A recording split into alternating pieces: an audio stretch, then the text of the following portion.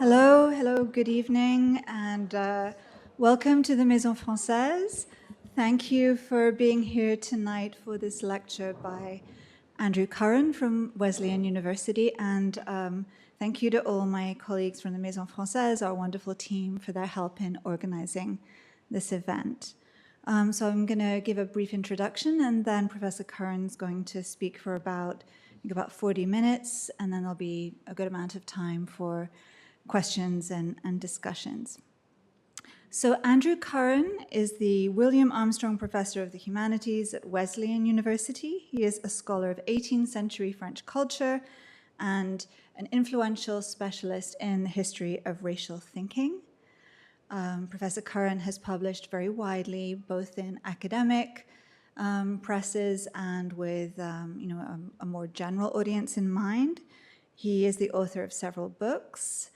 They include Sublime Disaster, Physical Monstrosity in Diderot's Universe, the Anatomy of Race, Science and Slavery in an Age of Enlightenment, a biography of Denis Diderot entitled Diderot and the Art of Thinking Freely, and co-authored with Henry Louis Gates Jr., Who's Black and Why?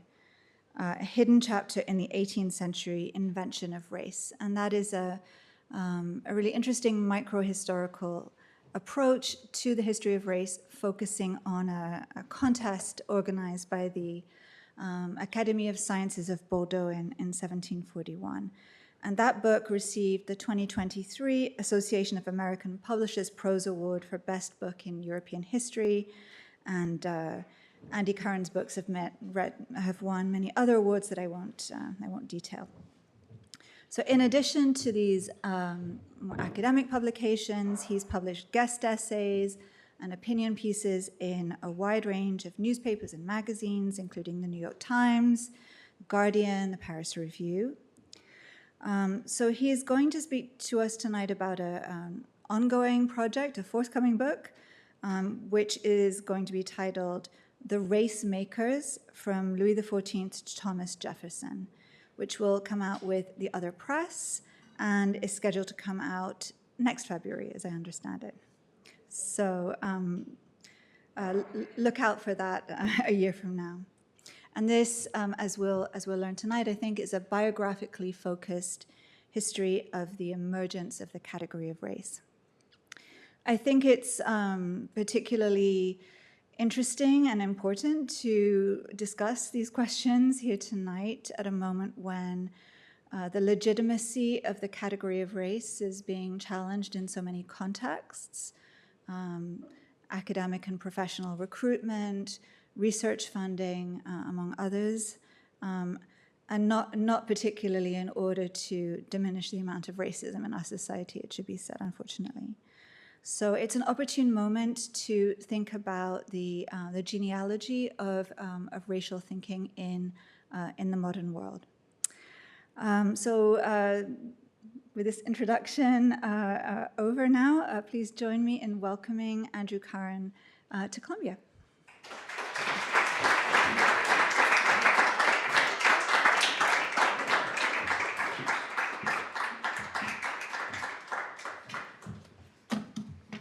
Thank you so much, Madeleine, for that super kind and long introduction. And I want to thank the Maison Française, both Shani and Fanny, and everyone else who made this trip possible. It's really wonderful to see my editor in the audience here tonight, and also my son and girlfriend, too. So it's really interesting. And it was wonderful that Alexandra from Other Press actually told us when the book was going to be published, because I had no idea.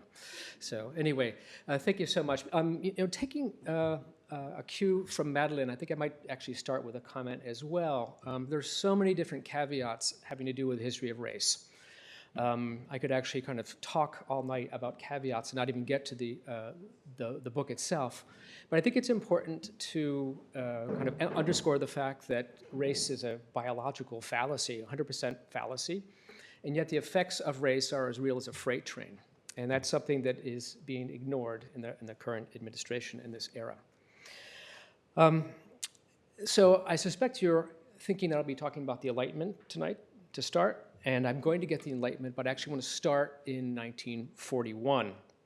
And I want to start by conjuring up a decision, actually a law, passed by France's Vichy government in October, as I said, 1941.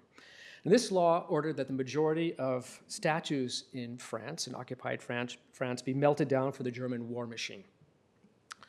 Now, theoretically, the only statues that could be preserved were those that had specific historical value, which is another way of saying that statues that reflected what were then considered dubious ideologies were on the chopping block. And one of the most famous monuments chosen for removal was a bronze statue of Voltaire that stood outside the Académie Française since the 1880s. Voltaire had been dead for over 200 years, yet he, more than most of the other Enlightenment era thinkers, remained synonymous with the values of the now disbanded French Republic. Freedom of thought, liberty, and tolerance. And by 1942, his statue had been melted down and transformed into bullets for the Eastern Front. Now, two decades later, in 1962, the city of Paris finally replaced the lost monument with a new statue of Voltaire in the Square Honoré Champion, which is not too far from the Académie Française. And this marble rendering of the writer remained undisturbed for nearly 6 decades. In 2018, however, anti-racist protesters began repeatedly sneaking into the park and defacing the statue with spray paint. And in 2022, the statue was subjected to its last attack. Now, judging from social media posts that I followed at the time, this group had been angered by 2 facts. The first, that was Voltaire had owned shares in a French trading company, which was the Compagnie des Indes, that had shipped tens of thousands of African captives to the New World. And the second was that he had identified Black Africans and Amerindians as both cognitively inferior to whites and also members of an entirely separate species. And by the time the protesters had left the park, the statue was dripping with a huge band of red oil paint. Now, not long after the incident, the city of Paris announced that the monument would be temporarily removed for renovation and then restored to its rightful place. And last year, the same ministry unexpectedly revealed that the statue was now too fragile to return to its empty platform, and they had secretly commissioned an exact replica in resin. Now, this new plasticized Voltaire, which has the advantage of being both resistant to Paris weather and Paris militants alike, was dedicated with little fanfare this past spring.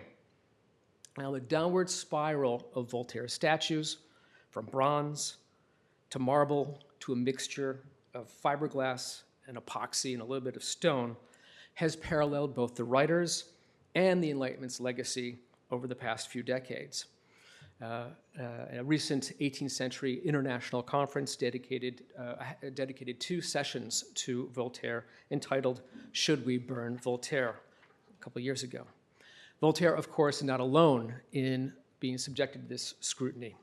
David Hume, Immanuel Kant, and Thomas Jefferson, along with a number of other writers and political figures from the era, are also being reevaluated in light of their influential writings on race. Now, rebuking these one-time heroes of the Enlightenment has been a liberating act for many people, a way of challenging the staying power of men whose ideas and acts were tied to colonialism, slavery, or racism. Yet to understand, as well as to confront the wrongs and hypocrisies of the past, one must ask a different and larger question. And this is something hasn't really come up generally in the general population. And that's why these illustrious men held racist views and why they felt it necessary to help fashion a new and insidious biological conception of race fully 200 years after the advent of the Atlantic slave trade. Now, these historical queries dovetail with another question. Why were so many of the same Enlightenment-era thinkers who championed tolerance and civil liberties so intent on limiting these birthrights to Europeans? And this is what I'm trying to figure out and discuss in this book by plunging into the lives and the messy psychologies of the people who actually made race. Now, most people who have thought about the origins of race understand that it is deeply intertwined with two New World tragedies. And first is the disenfranchisement and genocide of native populations from the northernest regions of Canada all the way to Patagonia. And the second sin is the importation of 11 million captives from West Africa to the New World, approximately 400,000 of whom ended up in what is now the United States. 7,000 of them came to New York City. Yet the complicated story of race is more than the centuries-long European conspiracy to justify empire and chattel slavery, as incredibly useful as it was in both cases. Now, I first got interested in this complex history downtown when I was a grad student at New York University during the late 1990s. I realized then, as I do now, that one of the reasons that so few people are familiar with this history is that it's so mind-spinningly complicated. The first traces of the concept of race emerged from earlier time periods for a variety of reasons and from a number of decidedly non-scientific sources. One can identify proto-biological notions related to race in writings from classical antiquity, in the Bible, in the medieval and Renaissance era, blood purity laws used to persecute Jews in Spain, as well as in the papal decrees regarding the enslavement of non-Christian people. There are also non-European sources that probably filtered into this genealogy, among them Arabic writings that came to being alongside the enormous and really not discussed trans-Saharan slave trade. Suffice it to say that what functions now as race in our collective consciousness stems from a variety of sources, many of which are lost in the sands of time. And yet, what happened over the course of the 18th century in Europe deserves particular attention. By the 18th century, I'm going to kind of do intellectual history water skiing here. You have to forgive me.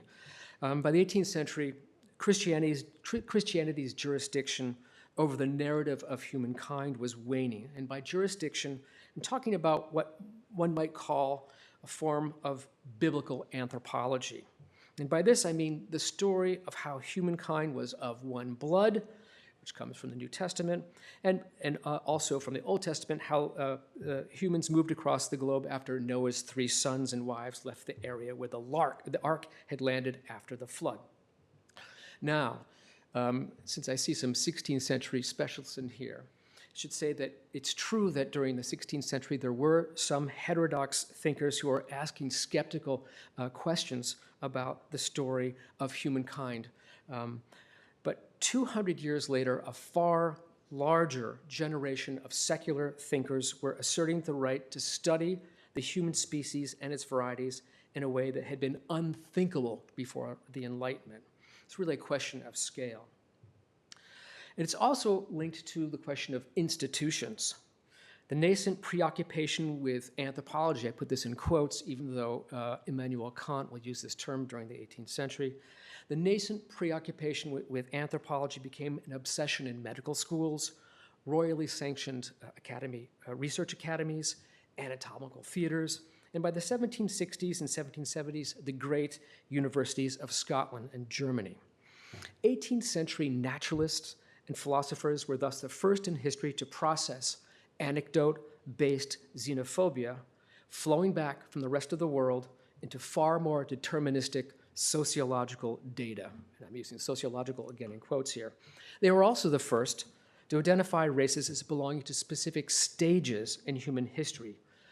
Hunter-gatherers, herdsmen, farmers, traders, all the way to humankind's supposedly highest aspiration, commercial society, which people are calling late capitalism now. The 18th century and 18th century thinkers were also the first to create human taxonomies. Taxonomies whose categories still resonate today. Taxonomies are the intellectual infrastructure for race.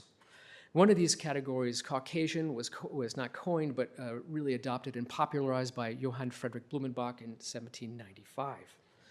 So what we know as race, in short, came about in large part because of the methods and institutions invented by the Enlightenment.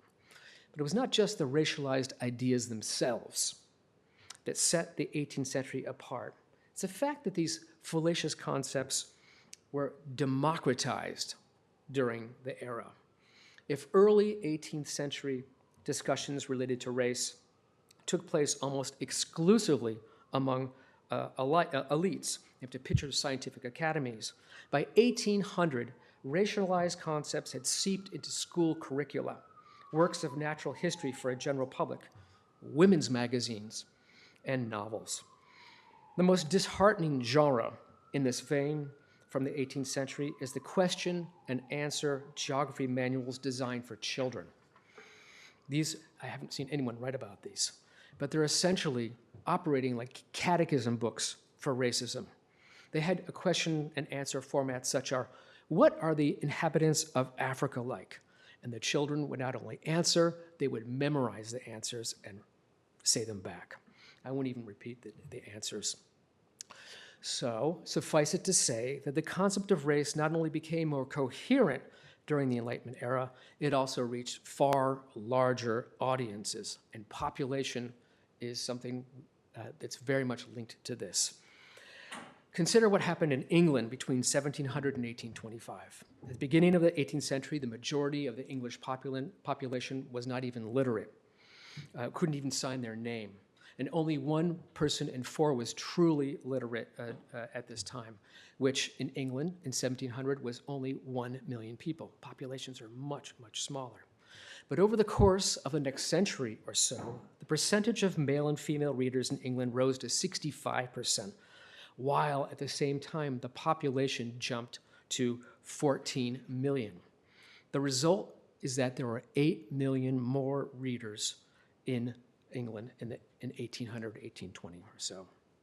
Now, bearing this in mind, if you were to ask me who the greatest race maker of my book is, I wouldn't hesitate. I would say it's increased literacy. And this leads me to a really fundamental and kind of scary paradox. The more progressive a country's educational policies were in Europe and in the United States, the more people had access to the increasingly pernicious concept of race. Now, how to tell this enormous story? Madeline alluded to a couple of different ways that I tried to do it myself. I first wrote a book that was kind of, would associate it with kind of intellectual history. I think at a recent kind of 18th century group we got together a couple of years ago, talked about that as kind of being horizontal history. And then I studied this contest at the Bordeaux Academy of Sciences, which I call vertical history, which is almost like a core sample of what different people were thinking at the time. No matter what, this is a complicated and contradictory story, and it includes all sorts of things. It also includes the people who fought against the nascent idea of race, anti-slavery thinkers such as Phyllis Wheatley and Alida Equiano. Now, relating this huge story, the huge story of race, probably the most logical way of doing it is the way that Randall Kennedy described it, as putting a tracer on it through time, following the idea. And this is what Winthrop Jordan famously did in his great book, White Over Black, in 1968. Nell Painter did the same thing in The History of Whiteness. So although these are really very important books, I thought that maybe trying to do this through the medium of biography would be interesting. And I might be able to tell a more accessible history of race by embedding it in the lives of these people. Now, Lynn Festa isn't here, alas, tonight. I think she's coming tomorrow. But I remember pitching this idea to Lynn Festa when I was first working on the book. And we was in the subway, very noisy. And she said, I know what you should do. Each chapter should be a people idea. And I said, what does that mean? And she said, it should be a biography-driven segment that would bring to life both the person and their specific involvement in advancing a new concept of race. And this became the conceit of the book. As a result, the main characters in The Race Makers are more than simply individuals. They are also stand-ins for the wide range of theorists who helped fashion race during the Enlightenment era. There are travel writers, natural historians, climate theorists, anatomists, skull-measuring quacks, classifiers, jurists, planters, kings, ministers, and presidents. In the book, I decided to write about 14 different people, all of whom contributed to the idea of race in their own way. In the first chapter, I write about Louis XIV and France's overseas slave colonies, and I do so for several reasons. The first was that France was becoming the intellectual crossroads of Europe at this time. And the second reason won't come as a surprise to people here at the Maison Française, but most Americans don't realize that in addition to having this great central geography, France's population by 1700 had reached 22 million, which was almost 3 times larger than either that of Great Britain or Spain. And related to the idea of race itself, France was also the breeding ground for 3 of the most important developments in 18th century racial thinking.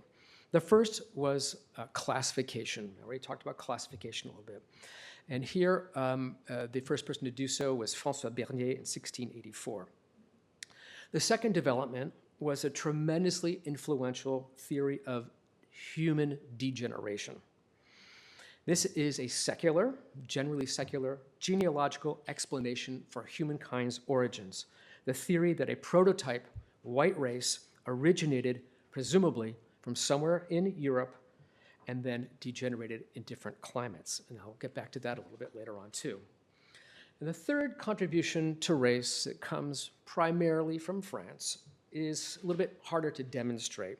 And this is the fact that France was the kind of undisputed center for heterodox and materialist thinking.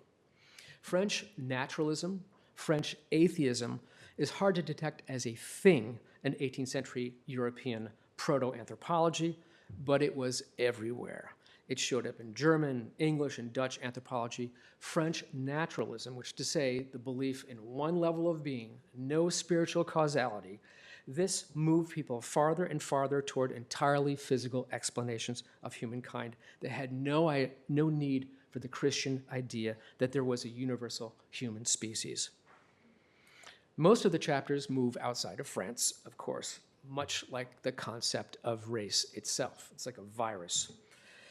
I write about Linnaeus in Uppsala, Sweden, and the inventor of the term Homo sapiens. And by the way, being a biographer is sometimes more fun than just being an archive sniffer because you get to travel. So you go to Switzerland, so you go to Martinique, you go to Sweden, and you get to see how these people live. And it's actually very important for understanding what they did. Anyway, also Edinburgh. Read about Edinburgh in a debate club called The Select, whose members included David Hume, Adam Smith, Lord Keynes, and William Robertson. There's a chapter on Prussia and German race thinking that concentrates on Immanuel Kant and Johann Friedrich Blumenbach, 2 people who are both defining and debating the notion of race as never before. And the final chapter takes place, initially at least, in Virginia, where Thomas Jefferson unsuccessfully confronted the fundamental contradiction between universal human rights and what he believed to be the unfortunate liabilities of what he called the, quote, black race, unquote. I think Jefferson is a perfect place to end the story and this book because he embodies both the lofty ideals of the high Enlightenment and the more brutal, clinical, and economic-based notions of race emerging in the 19th century.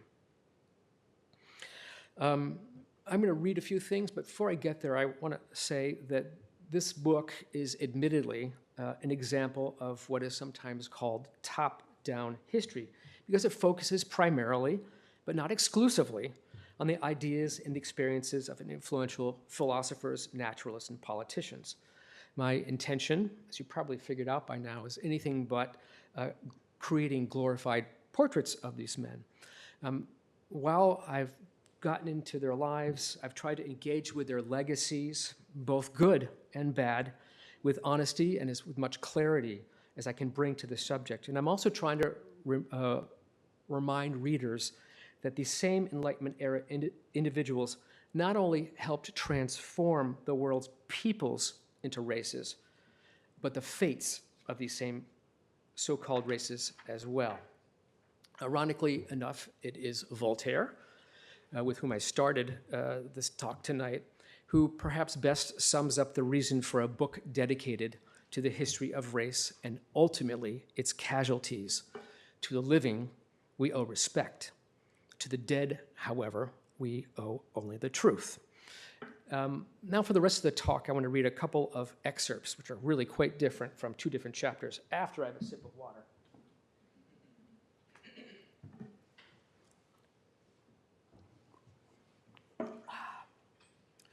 The first excerpt comes from chapter 3. As I said, I've talked about Louis XIV, who represents the legalization of race in the Code Noir. Second chapter is about a guy named Jean-Baptiste Labat, who's a fascinating person who had a plantation on Martinique on the Atlantic side called the Font Saint-Jacques. It's a great place to visit, actually really interesting because it's kind of in ruins, hasn't been kind of changed too much. Labat represents the kind of the allegory of the travel log. His travel log became incredibly important. It shows up on pretty much everybody's bookshelf throughout the rest of the century. And he also was an Africanist as well because he wrote 3 books on Africa, although, as he said, j'y ai jamais mis le pied. He never went there. So chapter 3, 1684, François Bernier, the first classifier. The first time that a group of people discussed the concept of race in public presumably took place on a Tuesday. Tuesday was the day of the week when, during much of the 1670s, a brilliant, witty, and alluring 30-year-old Huguenot woman named Marguerite de la Sablière opened her Paris townhouse to the capital's most celebrated thinkers and conversationalists. Frequent guests at her weekly salon included the legendary playwrights Racine and Molière, the witty savant Bernard Le Bouillet de Fontenelle, the fabulist Jean de La Fontaine, and the celebrated writers Madame de Sévigné and Madame de Lafayette.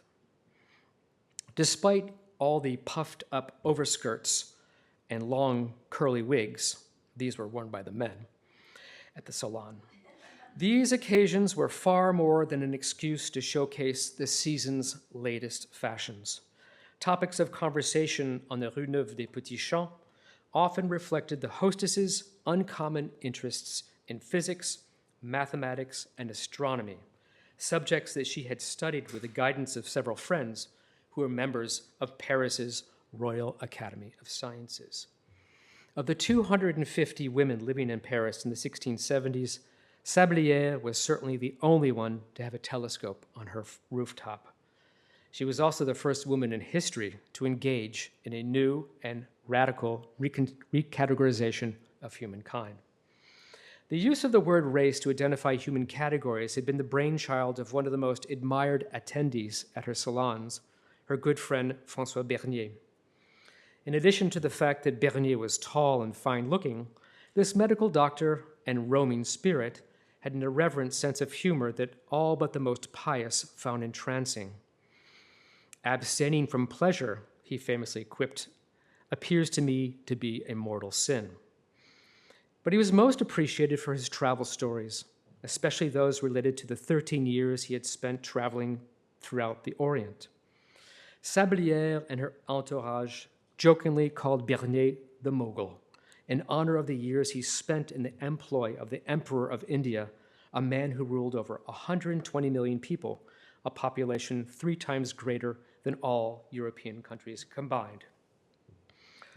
In an era when most people would never even witness a seascape, Bernier could conjure up what it was like to stand in front of the pyramids, the Taj Mahal, and the amazing peacock feather throne belonging to the Emperor of India.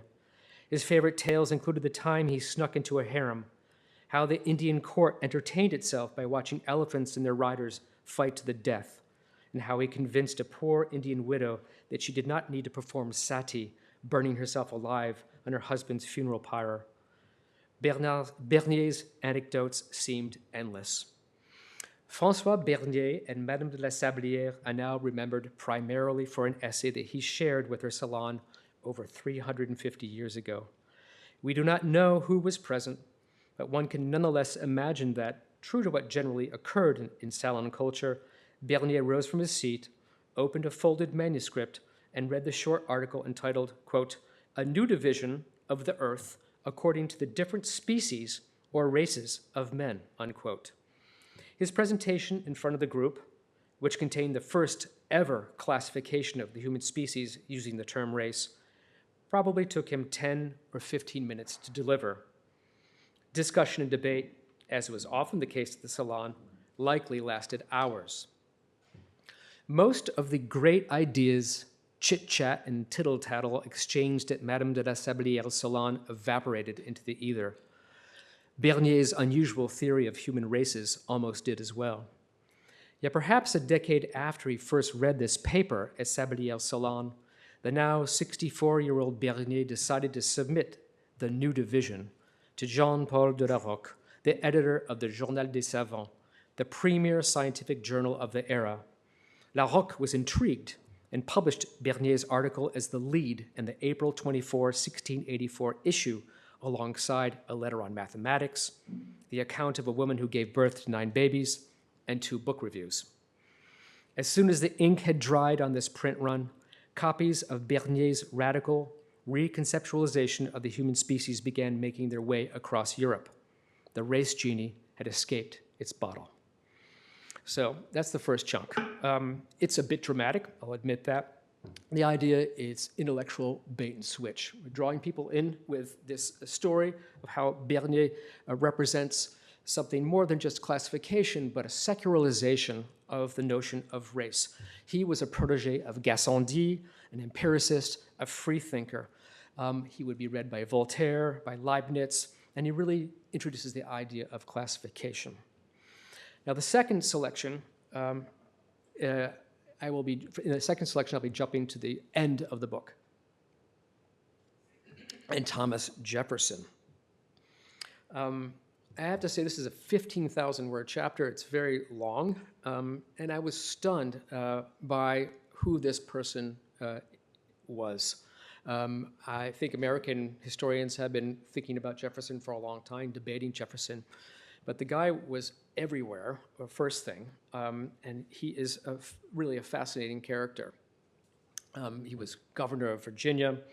He was an author of various revolutionary documents, including, of course, the Declaration of Independence. He was a minister and an ambassador to France. He was present and actually helped compose the Déclaration des droits de l'homme et du citoyen in 1789 in his Champs-Élysées living room with Lafayette. He was also president during the Haitian Revolution, which is truly astonishing.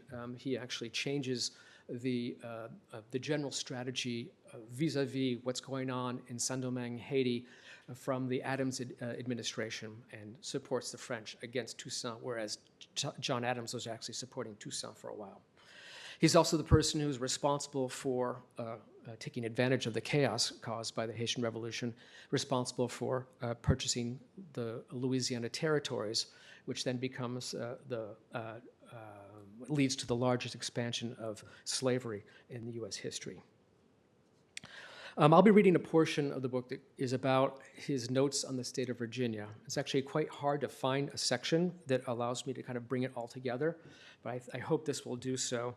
The notes on the state of Virginia were first published in France by a French publisher in 1785, and then published, there's a translation that came out in 1787 by Morellet, and then a British edition, and then American publishers pirated it in 1787. At that point, he becomes the most famous interpreter of the fledgling United States on both sides of the Atlantic.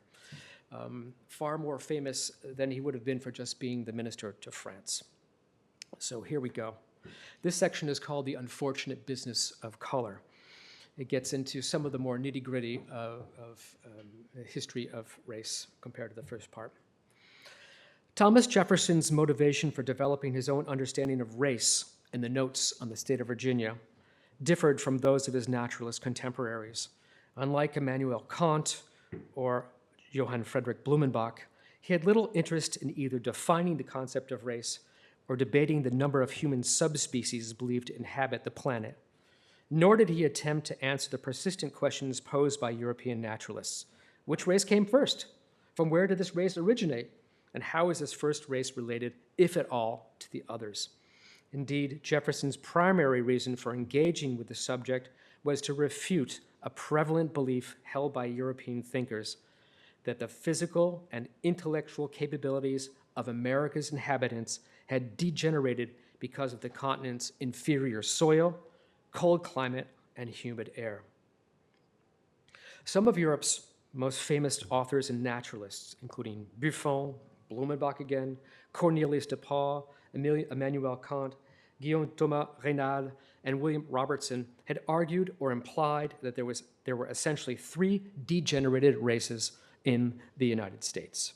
The first of these races were the incontinent's indigenous Amerindians, who were typically characterized as nomadic, unthinking savages, physically and intellectually, stunted physically and intellectually by the climate. The second group consisted of Black Africans, a people who, according to degeneration theory, had already been adversely affected by the torrid zone's climate before being forcibly relocated to another harsh environment in America. And finally, there were the descendants of Europeans, the Creole whites, whom Europeans claimed were becoming weaker and less intelligent over time. Jefferson entered into this debate to defend the last two of these groups, Amerindians and whites, from what he perceived to be European slander. He knew the task would be difficult. Belief in the climate's ability to change both humans and animals over time had become circulating in antiquity. I'm going to jump a couple paragraphs here. The core of degeneration theory was racial primacy. Its partisans claimed that the original white humans on the planet had suffered a global collapse after they migrated to less advantageous environments. Such thinking understandably appealed to Europeans more than it did to non-Europeans for a simple reason.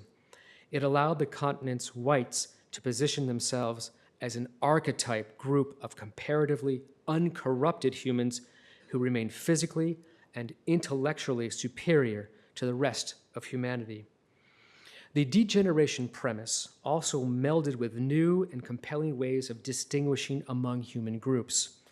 Classification-oriented thinkers such as Kant used the idea of degeneration to create a vertical hierarchy of human groups based on the perceived extent of deviation from an original white stem. Naturalists more interested in the geometry of the human head, including Blumenbach, assumed that the supposedly perfect proportions of white facial angles when compared to the, quote, inferior proportions of Asian and African heads reflected a genealogical primacy. The power of degeneration theory also lent itself nicely to various forms of stage theory. For a range of naturalists and historians writing in the 1770s and 1780s, among them William Robertson, the damage that the climate had wreaked on the world's non-European peoples not only explained why Europeans were supposedly so successful and others were not, it was the justification for assigning huge swaths of the world's population to developmental categories, be that of the stupefied hunter-gatherer or, as we talked about earlier, the highest expression of civilization, namely commercial society. Jefferson had acts, I should digress here. The one thing, after I wrote all the chapters, I wrote the last chapter of Jefferson, of all these race makers, and I look at his library, he had them all on his shelf, all of them. Just, I was flabbergasted, and some of them are some of the really rare books. He had them all there, which is why he died bankrupt. Anyway, chief among the works having to do with degeneration was Buffon's Natural History, the book that had popularized the idea of degeneration throughout the Western world. In many ways, Jefferson was a great admirer of Buffon's Natural History. He celebrated the Frenchman's vast erudition, his magisterial prose, and encyclopedic knowledge of nature. But Jefferson, along with George Washington and many other of the founding fathers, was also profoundly bothered by how Buffon's theory of degeneration had been used to explain North America. This had begun with the continent's animals. Throughout several volumes of the Natural History, Buffon had given credence to the idea that all the animals in the Americas were the smaller and weaker offshoots of superior European prototypes. Jefferson composed many pages designed to refute this idea. As an attentive reader of the Frenchman's book, he identified several glaring contradictions within Buffon's version of degeneration. How could it be, he writes, that American animals are small due to the cold and humidity if, as Buffon maintains elsewhere, that cattle thrived in the cold and humid environments of Denmark and Ukraine? More concretely, Jefferson also compiled a list of the largest domestic and wild animals found in North America, bragging that there were enormous bullocks weighing 2,500 pounds being raised in Connecticut.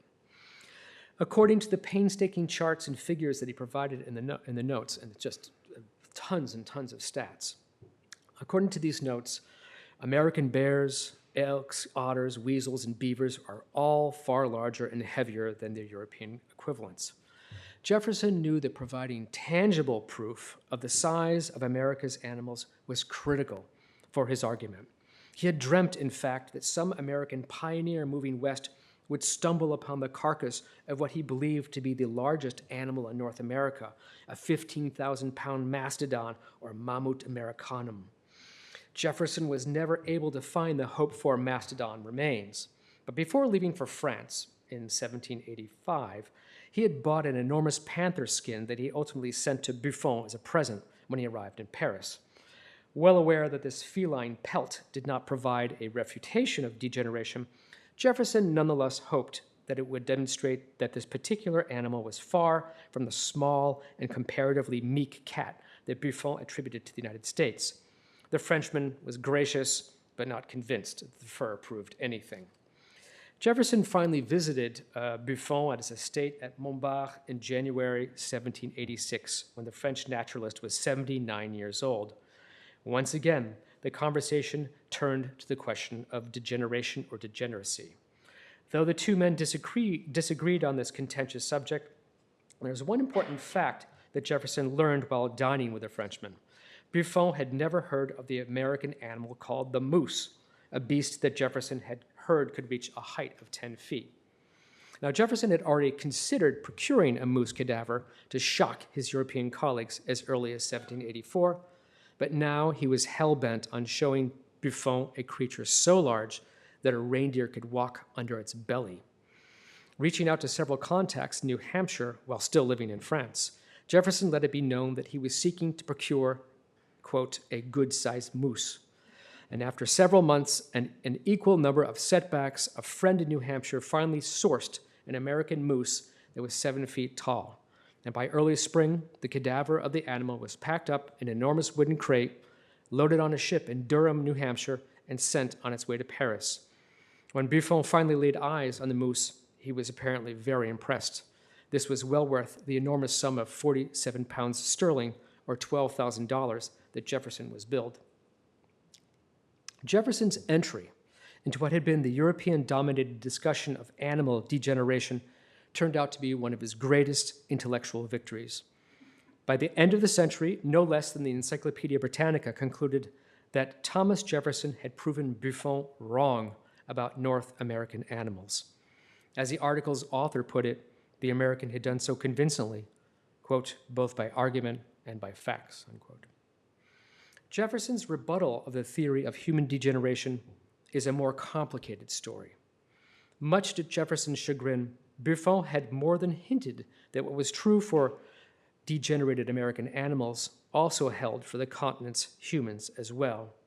This was especially the case, he suggested, for Amerindians, whom he portrayed as effeminate, hairless, unintelligent, lacking in desire, and cowardly.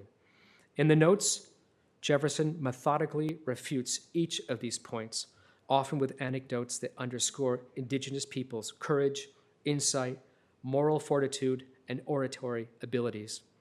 Regarding the one supposedly distinctive physical characteristic found among Amerindian men, a lack of facial hair, Jefferson mockingly explains that the only reason that they are seemingly beardless is that they diligently pluck their whiskers. In Jefferson's view, there is actually no real measurable racial distinction between red and white. Indeed, to prove his point in the notes, he references, this is amazing, he references Linnaeus' 1758 racial taxonomy and concludes, we shall probably find that Indians are formed in mind as well as us, as well as in body, on the same module with Homo sapiens europaeus.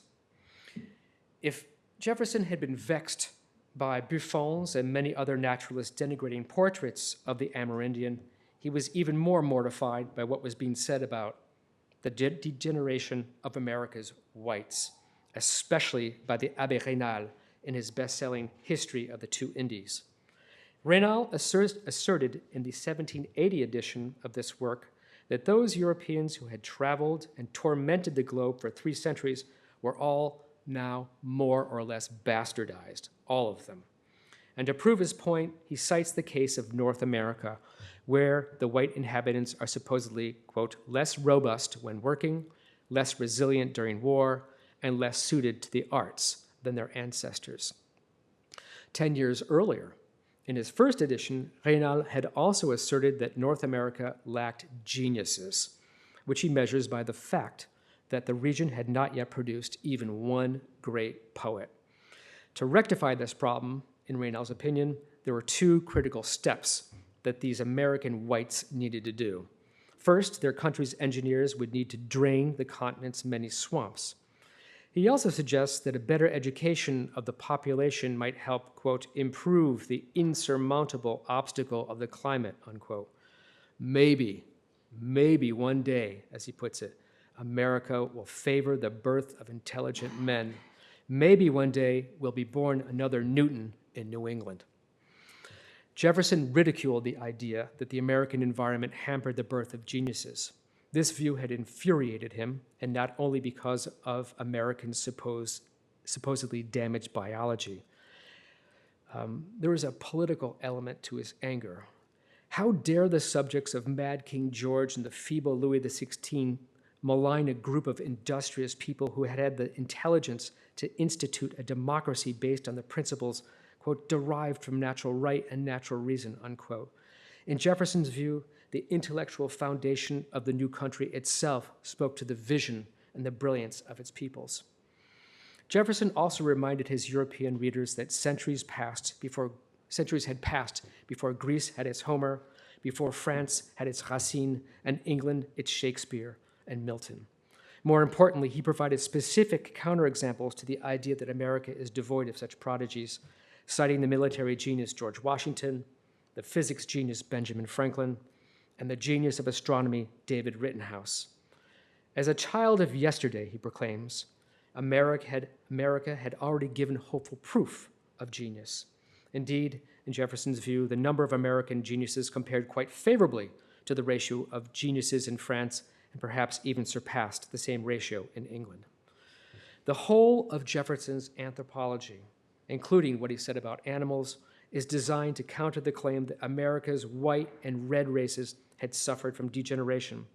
To support this argument, it was imperative to demonstrate that the blacks living in the United States had not degenerated either, and the way he did so was to allege that they were inferior by nature, regardless of the climate in which they lived. Now, in the second part of this talk after this, I move on to the specifics of his anti-degenerative race thinking. I talk about his unequal relationship with Sally Hemings, his dealings with the anti-slavery organization known as the Société des Amis des Noirs in Paris, to his presidency, during which time he, as I said, changed support from Toussaint toward the French, to his engineering of Louisiana Purchase, and finally to his last years, during which time his racial views hardened. During the precise years that he recognized that he was unwilling to do anything about slavery. And he had been an anti-slavery thinker, at least on paper, for quite a while. He had realized, as he put it toward the end of his life, that slavery was like holding a wolf by the ears. You want desperately to get away, but letting go would be worse, as he put it. So that's what I have for you tonight. I'm hoping we could have some questions.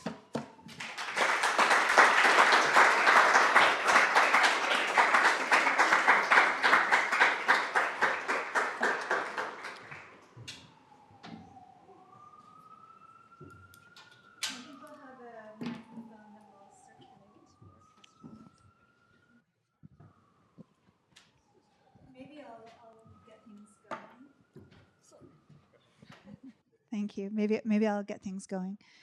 I guess this is a question both about the kind of transnational, transatlantic circulation of concepts and about the top-down intellectual history type of approach.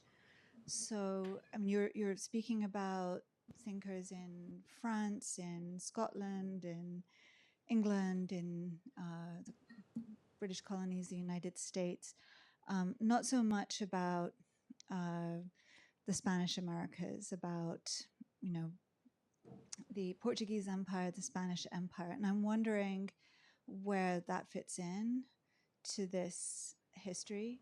And also, you know, to thinking along those lines, you know, you're centering science, you're centering, you know, the intellectual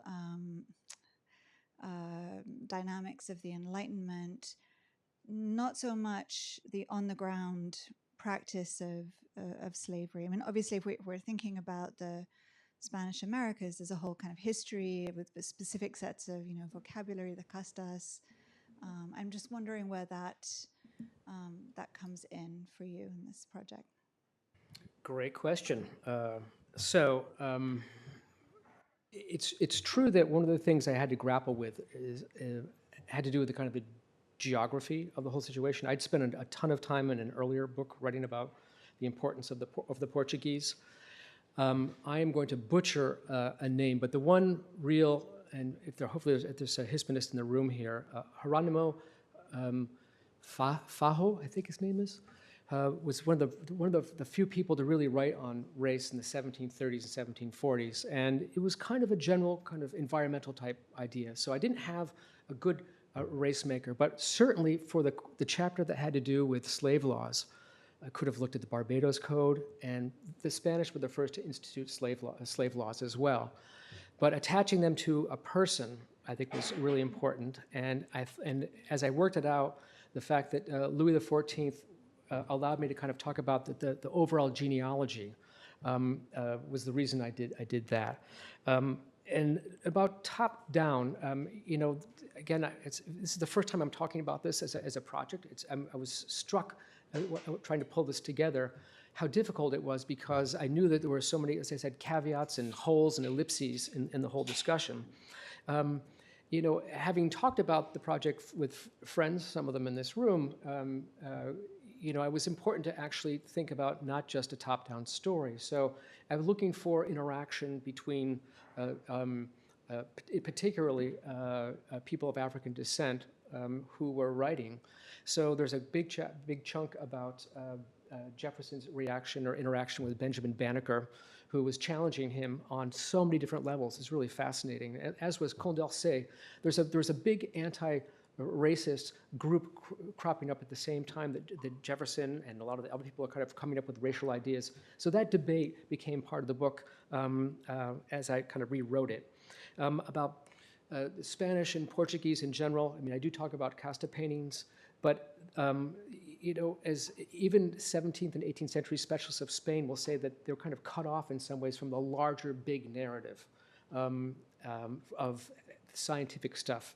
So I knew I was falling into the trap of kind of elite story, but it was the most kind of influential part of the story. Did I miss anything there? No? No, I think that was comprehensive. Okay. Other questions? Hi, I just have a question.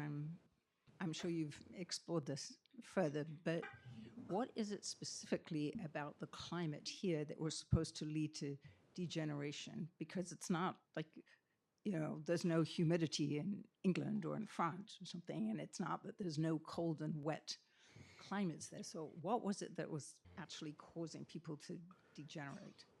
Well, they didn't degenerate, but well, I meant in their idea. Well, I think this is the problem of being an armchair naturalist. You get an idea in your head, and you have this a priori, and you just kind of go for it. And certainly, sometimes the justifications are ideological. So Raynal, for example, who really said awful things about the United States and America before he knew about Washington, at which point he kind of recants a little bit, and Benjamin Franklin. But in the early edition of that book, he really goes hard, and he's doing it because he's anti-colonial primarily. He's saying, don't go away, don't go abroad, don't do these things, because you're actually going to degenerate, in addition to killing all these people. So it's actually part of an anti-colonial idea. But the idea of degeneration, started with Herodotus, and I mean, it started so long ago in antiquity that it just kind of goes all the way through the ages, and it's just kind of received idea. One of the things I didn't talk about too much here is that degeneration is a convenient way of providing a secular understanding of the origins of humankind that's compatible with the Bible. So the ark, the three boys take off. So degeneration explains that. You don't need to say that the Bible did this, but this is much more palatable to most people than saying that there were separate races on each continent, which was also a theory being bandied about at the time. So degeneration is very convenient for several reasons. And so it really wasn't about the actual humidity. As a matter of fact, I was just mentioning right before the talk, someone was asking about Thomas Jefferson and degeneration. And he gets to Paris, and he's like 6'3". He's huge. And he's sitting at a dinner table with Reynard, who's about 4'8". And he's like, who's degenerated here? And he was there with a bunch of people, I think, at this point. So, and he also gets there, and the weather is terrible in Paris. It's so humid, he gets bronchitis for 2 months, and he feels that this is all really maddeningly untrue.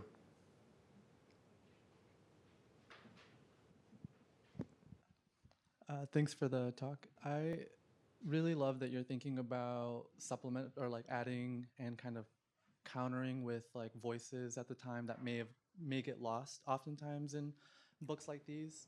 And so it's really lovely to hear that you're thinking about these things and looking for them. And so my question for you is, like, I guess thinking about how did you go about like putting that in the book, or how did you like, what was the strategy there? Did you kind of like, and then also things to look forward to for me, like who were some of the, like, I tried to grab some of the names, but if you have any other like names that you can, of writers and people who are really kind of countering the concept at the time and who had a really poignant kind of view and take, I would appreciate it. Great. So it's a really, really important question. Thanks so much.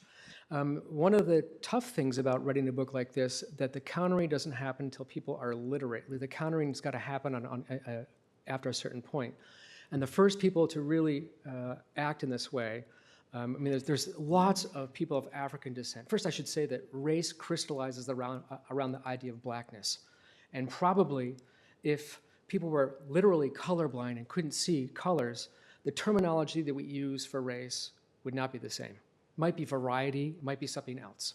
But race is a zoological idea, usually associated with animals, and for the longest time, terms like varieties were being used to describe human groups. Varieties is a botanical metaphor, race is a zoological metaphor. So there's a big shift that happens there. To combat that is very difficult. And I was saying that there have been people of African descent in Europe for a long time, and some are literate, of course. But there's got to be a market and the ability to publish. One of the first people is Anton Amo, who is a professor in Germany. He was at the University of Jena, Jena, and later on in the century, it kind of explodes. There's lots of different people. Equiano is probably the most famous and the most effective because his book is a bestseller. 9 editions during his lifetime. It goes on. He's the first black person to go on a book tour. He's really countering every single racial argument in a way that very few people are doing before.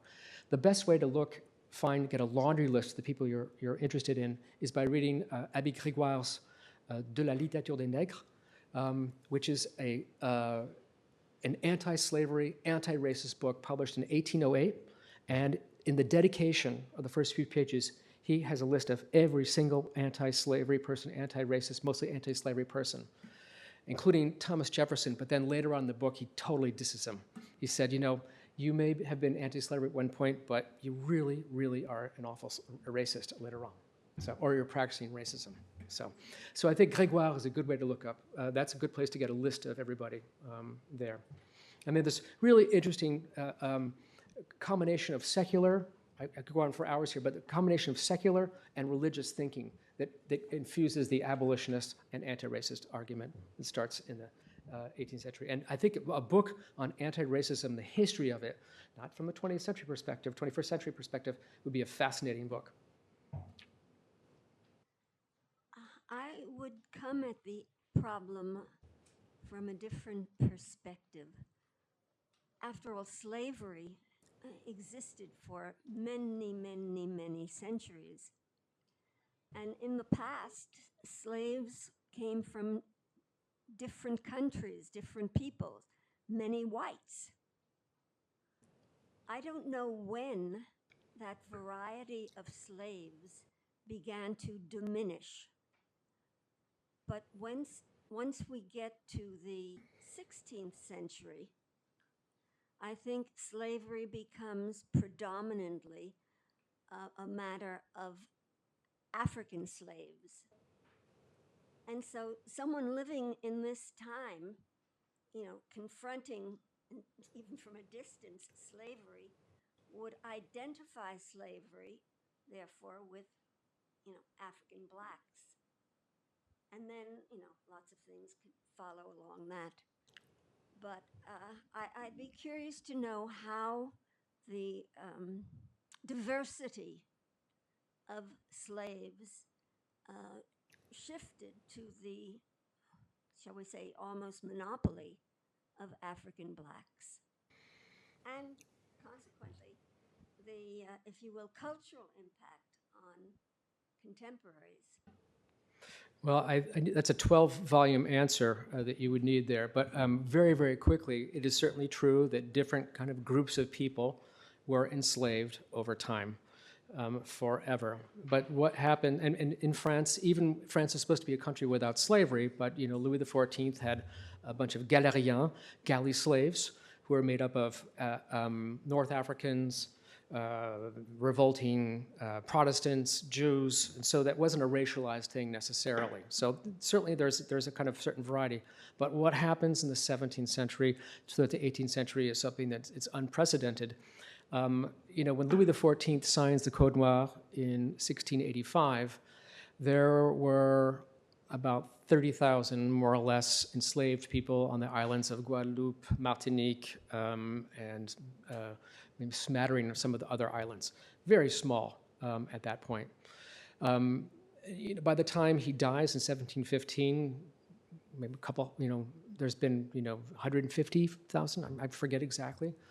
But by the time slavery is abolished in 1848 for the second time, 1.3 million enslaved Africans had been transported to French colonies, both in the Caribbean and also Mauritius, et cetera. So the scale is just astonishing. Now, I did mention the trans-Saharan slave trade as well. That also can be measured in terms of millions of people. But still, the biological conception of race that arises in the 18th century makes this conceptually a very different thing. It infuses everything. And there were often ways of kind of leaving slavery in the Roman Empire, for example. So anyway, it's a very, very complicated question, but really this is something that's extremely different in the 18th century. Thanks. Oh, sure. Okay, it's on now. Thank you for your talk. I was just curious as to what it meant in the 18th century to physically degenerate, or perhaps this degeneration was conceived as abstractly as it was physically. It could entail a decrease in one's virility as well as their height. Was it something that happened in someone's lifetime in which if they were European that moved to the Caribbean, their skin tone or their hair texture would change? The illustration plates in the first 3 volumes of the Histoire naturelle seem to suggest that degeneration is just kind of basic deformity through tumors or softening of bodily structures. But I'm wondering what else it entails. Like, what does it mean to move away from one's race for these Enlightenment thinkers if we're looking at the Latin meaning of the word, de being the prefix, move away from, and generous meaning race or kind? Oh, what a great question. My mind is spinning because there's so many things I want to say. So That was a lot. no, it's great. So the first thing, let's talk about Buffon for a little bit, and those images in Buffon. So in Buffon, in many ways, is an anti-classificatory type person. He believes that humankind is a big palette of colors because he believes that there's an original white prototype and that changes all over the place. He hates the word race. He hates Linnaeus's breakdown into 4 different categories. He rejects that classification, that schematic way of describing humankind. And it's interesting, if you look at the images in the Histoire naturelle, there are no images of races in there. You do see a number of kind of human anomalies, as we would say at this point, monsters, right? And these monsters, in many ways, these monsters actually kind of preserve the idea of one kind of race and then human exceptions. So it's a binary in many ways. And so it's interesting that later editions of Buffon will retrofit it with racialized pictures. The Bar edition from 1805, I think, will take pictures of races and put them in there and actually racialize Buffon's view, which is kind of an anti-racist, anti-classificatory type idea. And there's all sorts of debates about, is Buffon racist and stuff, and I always think that, it's such a funny debate because people are trying to preserve the Enlightenment or dump the Enlightenment. I think it's a question that just doesn't occur to me. But Buffon was anti-classificatory. At the same time, he does put forward a vision of where people came from that has a lot of an explanation for who people are.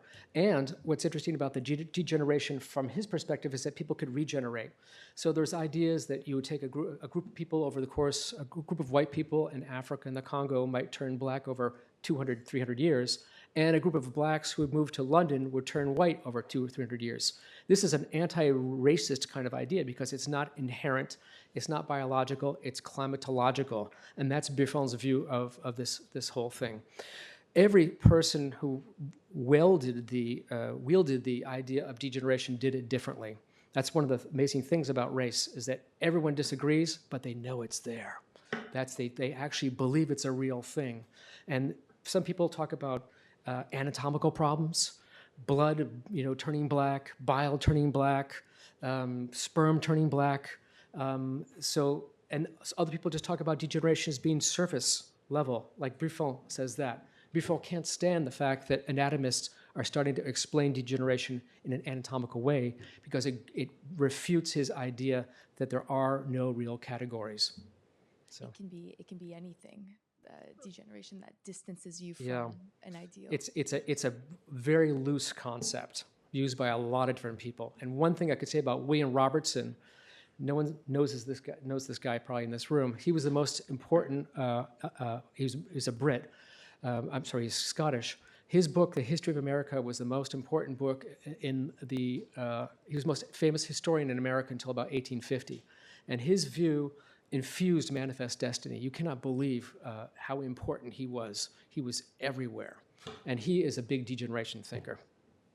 Okay, Yeah. thank you. Wow, lots of questions. Thank you very much.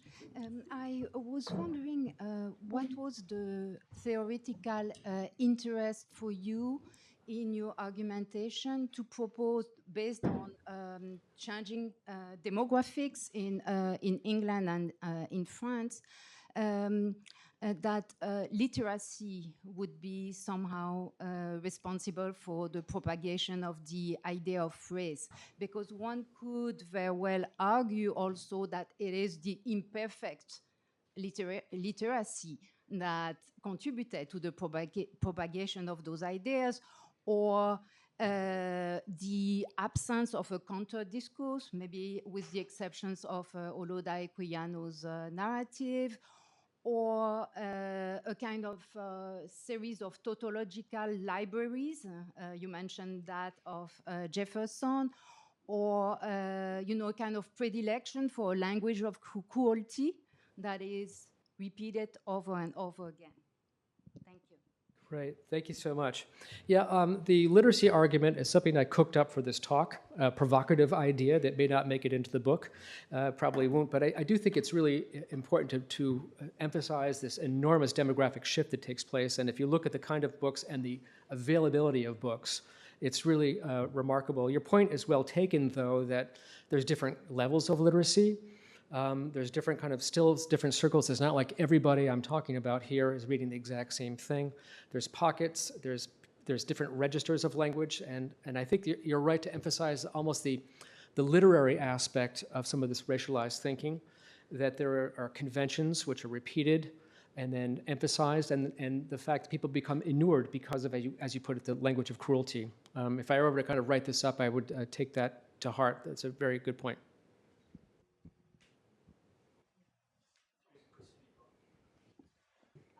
I'm sorry. I have a question that takes us back to some extent to Madeleine's question, and it's about the.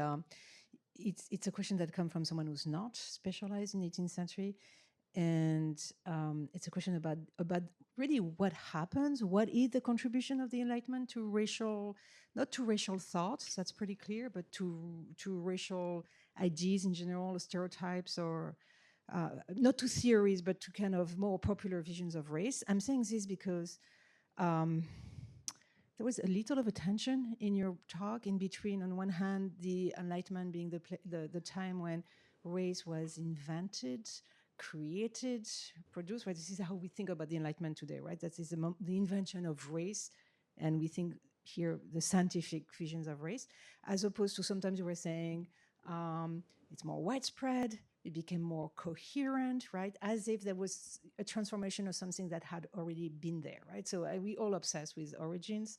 We have to find the origins of race or racism somewhere, right? And there are people who say, like Geraldine Hank, here I'm going at the syllabus that I'm teaching with my students on the racial histories of Europe, right? The idea of, race kind of already informed, race in the sense of like some essential characteristics are being transmitted from one generation to the other. That's something that appears maybe in the Middle Ages, right?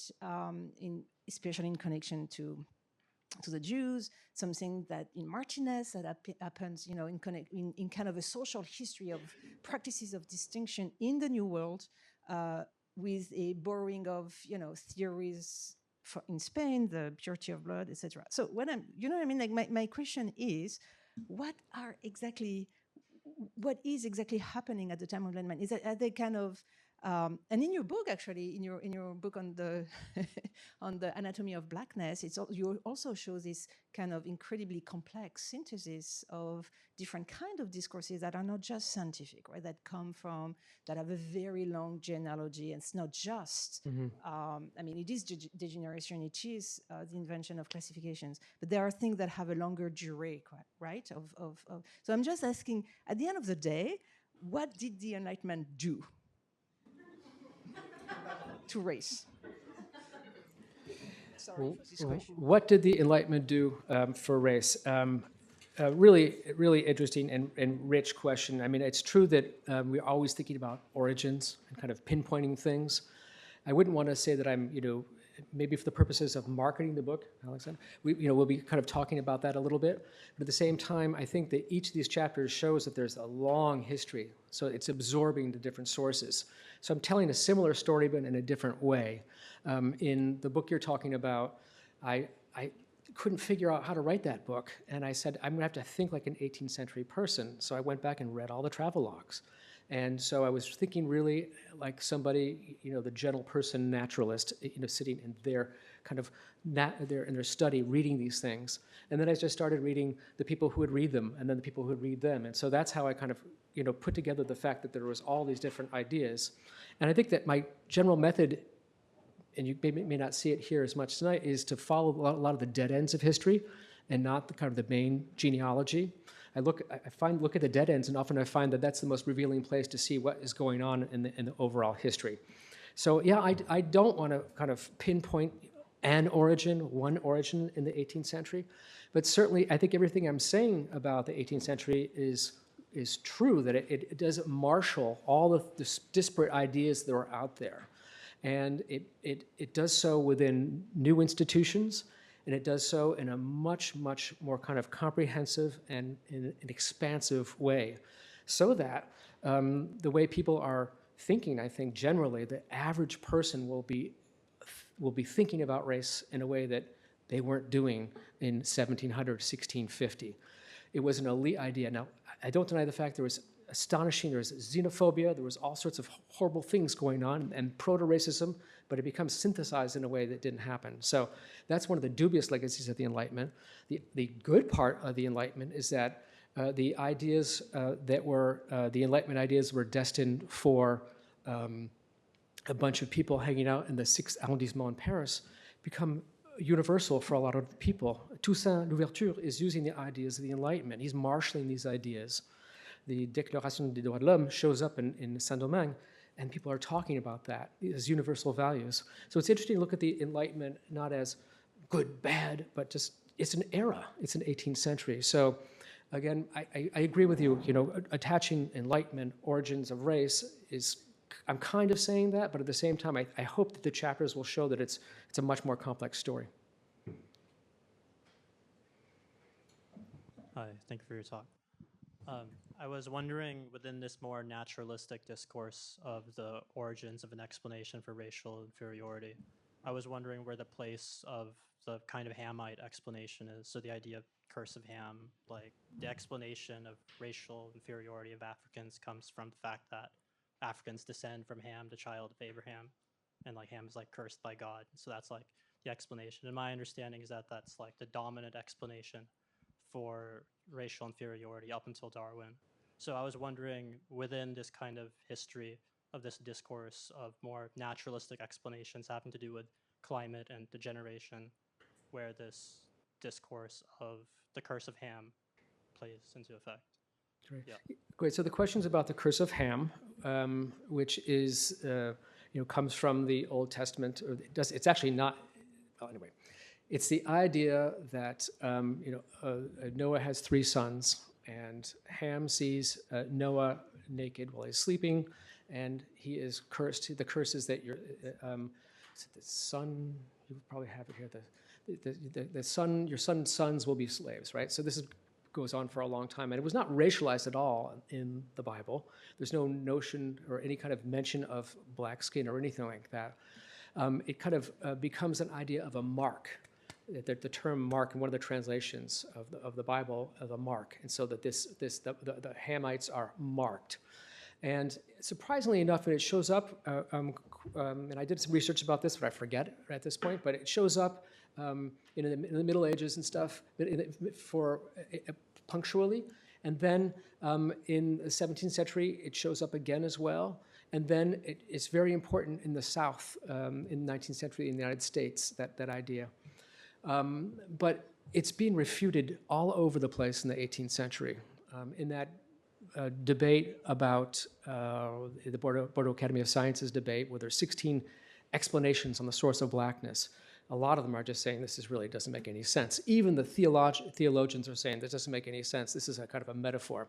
So at the same time, the idea that there is the myth of Ham or the curse of Ham, you can describe it both ways, cuts both ways, because it does say that humans are one species. And whether the Hamites are inferior or destined to be slaves, that's one part of it, but at the same time, they're one species. And so it's interesting to see how that's being used and marshaled by different people. So Equiano talks about it. Anthony Benezet, Quaker abolitionist, is going to be talking about it as well. So theologians and naturalists are going to be grappling with that idea. Is there one species, separate species?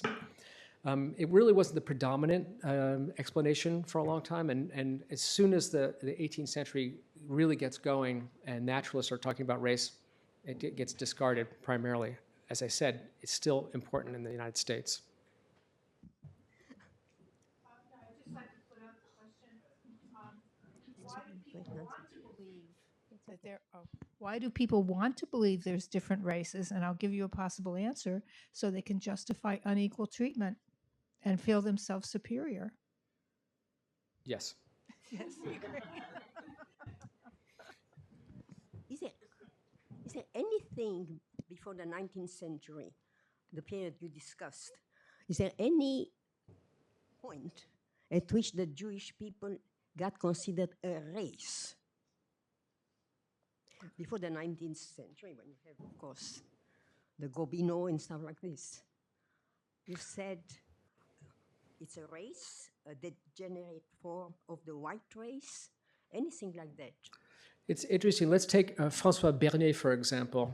Most of the big kind of breakdowns early on are geographical or pigmentation-based.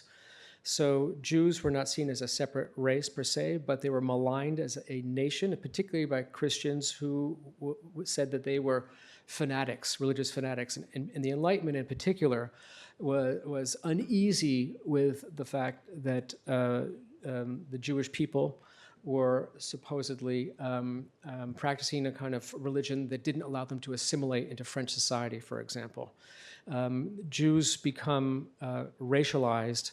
They begin to become racialized a little bit in someone like Voltaire, but not in the same way as Amerindians or Africans. This said, the treatment discursively may be worse at certain times, but it's not racialized. That we have to wait till the 19th century.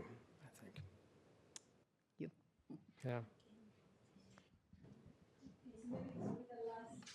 Yeah. Yes. Sure. Good evening. Thank you again for your time and comprehensive responses to all our questions. And thinking about race makers, it's kind of coming to my mind as almost this fluid noun that encompasses not only luminaries like Louis XIV and Thomas Jefferson, but also a substance like literacy. And I know you just threw that in there tonight for us. But I'm thinking about now how you envision this book to equip the reader with knowledge to either reconceptualize this noun or deconstruct it. Is its deconstruction even possible? Thanks for that. I think it is. That's one of the big goals of the book, is going back, because people kind of think race exists still. I was teaching in a prison program one time, and I had this fabulous student who he came into class. He was pissed off one day, and he just said, "I can't believe this whole thing was made up." See, he knew everything about Jim Crow. He knew so much about racial history, but he didn't realize that race was made up, as he said, made up by a bunch of white guys 250 years ago. And I think that realization could be quite helpful. I think talking about race and the history of race is so painful. It's so hard to go back and look at the things that are written, that I think we've done a bad job actually showing what the origins of race are. I think that the academic books, if you're lucky, your book is a couple thousand copies or something like that. And so we're talking about getting this idea out to a very, very small group of people. And so I think that what you're saying is very important. Hopefully, by going back and seeing this is just this crazy story, there's so many contingencies, strange reasons why these people. The thing I couldn't believe is some of the things that prompted people to write about race had nothing to do with race. It's like if they wanted to get a medal or something. I mean, it's very strange. And everyone who got involved with the whole thing thought that they were going to solve it. This is almost as an answer to your question. The one thing that people thought is there's got to be some clue to who we are that no one has figured out before, and that's kind of one of the givens of all these people. Thank you so much. Thanks, guys.